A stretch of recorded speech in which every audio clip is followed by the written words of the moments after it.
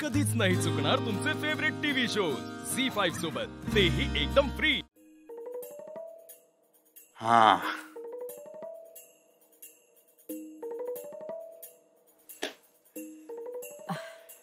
आई साहेब, ऐका की लहानपणी कसं तुम्ही आम्हाला भरवत होता, एक घास चिवचा एक घास खाऊचा, तसं भरवू आहे तुम्हाला?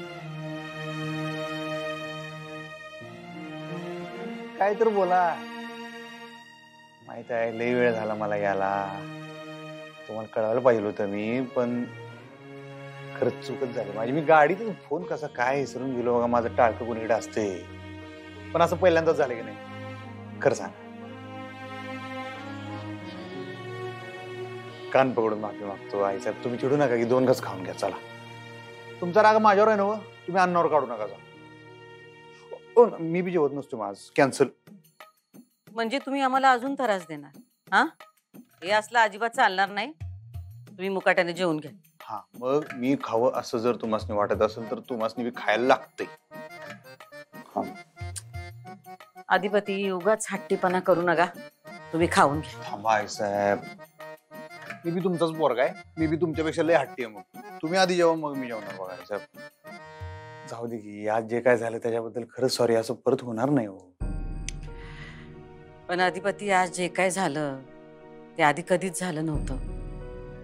तुम्ही आमचा फोन उचलला नाही अधिपती, 1 नाही 2 नाही 10 वेळा फोन केला हो आम्ही, पण तुम्ही आमचा फोन उचलला नाही। असं पहिल्यांदाच झालं होय, म्हणून आम्हाला वाईट वाटलं। चुकलं आमचं, खरंच चुकलं म्हणतोय ना। प्रश्न चुकीचा नाही अधिपती, पण आम्हाला टेन्शन किती आलं असेल विचार करा की। हा, त्यात तुमचा पाय दुखावलेला नाही नाही ते विचार आले हो मनात। बरं, त्या ओंक्याला फोन केला आम्ही तर त्याला पण काय माहित नाही।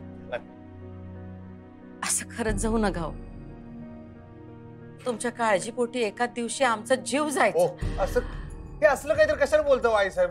मला आवडत नाही, तुम्हाला माहिती आहे। तुम्ही आता बसा। बस आता मी ऐकत नाही, बसतो आम्ही। तुम्ही आता पहिलं बसा, पहिलं बसा तिथं माझ्यासमोर, पहिलं खाऊन घ्या। हा, खाऊन घ्या।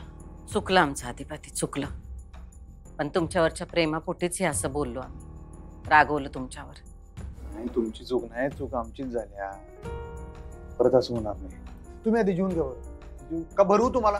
नग नग नग, जेवतो। जेवा मग।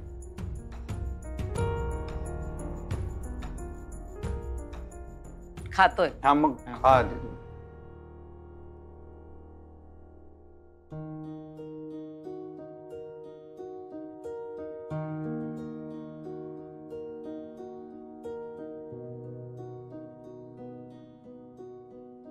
काय झालं बाळा, अस्वस्थ दिसतेस?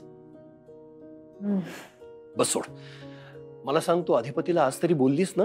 सांगितलंस ना त्याला, का आज पण राहून गेलं?